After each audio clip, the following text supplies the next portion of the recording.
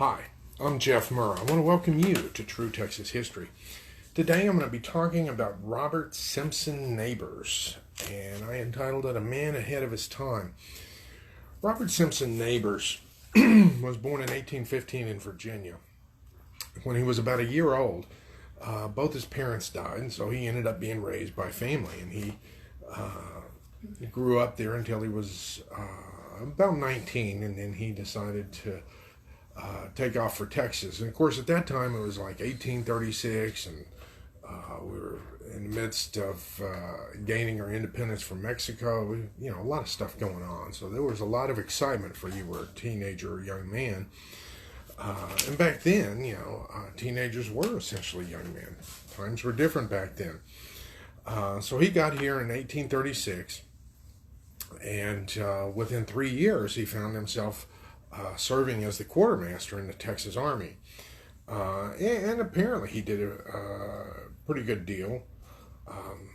He ended up joining Jack Coffee Hayes' company, and they were serving together, and he had the distinction of being in San Antonio in 1842 when Adrian Roll came into town and essentially captured the district court.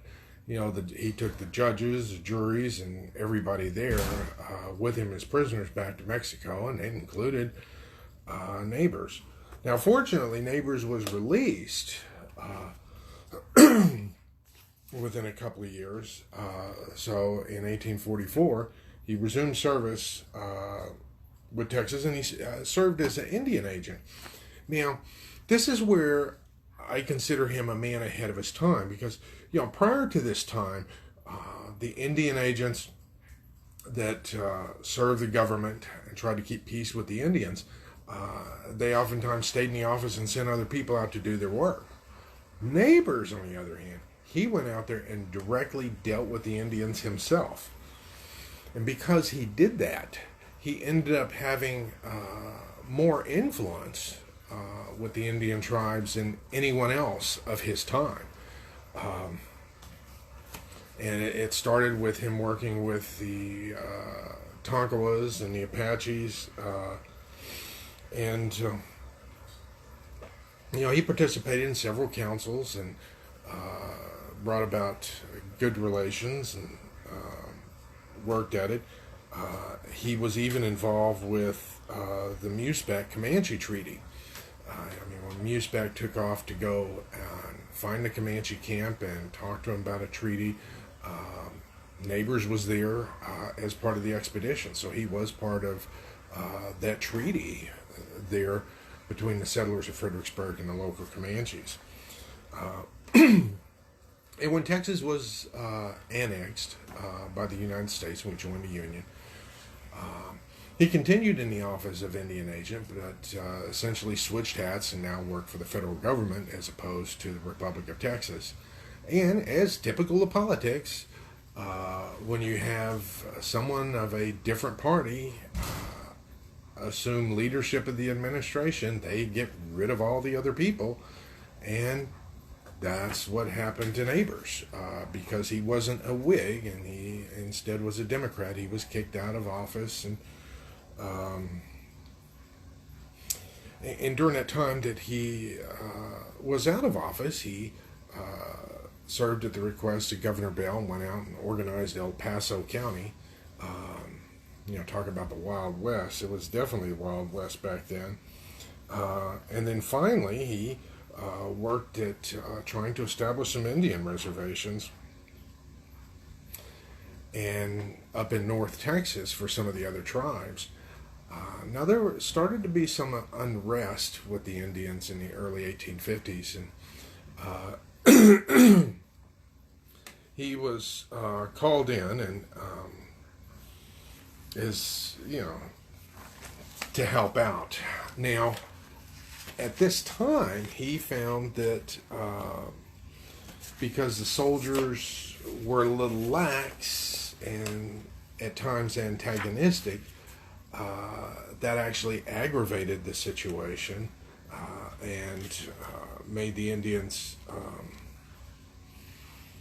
want to attack the civilians. And so you have a situation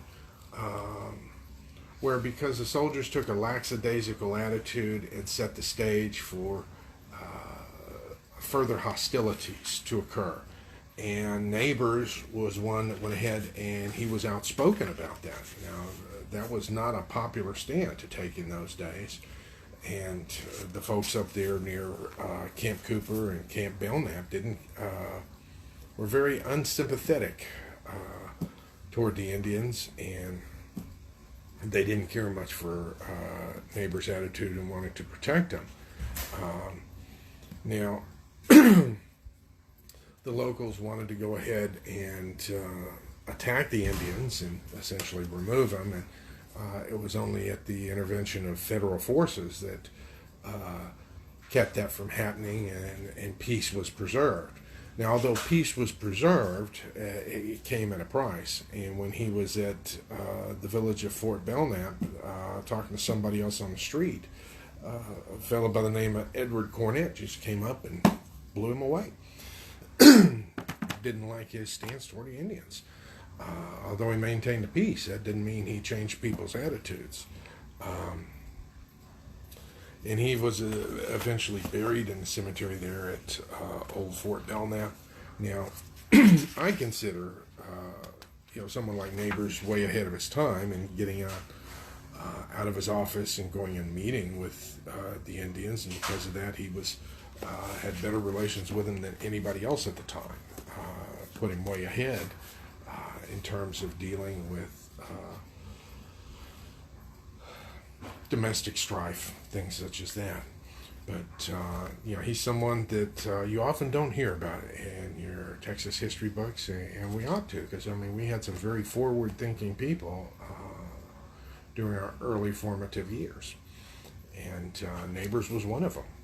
Well, I hope you enjoyed the story about Neighbors, and stay tuned. If there's other people you want me to talk about, feel free to make your comments below.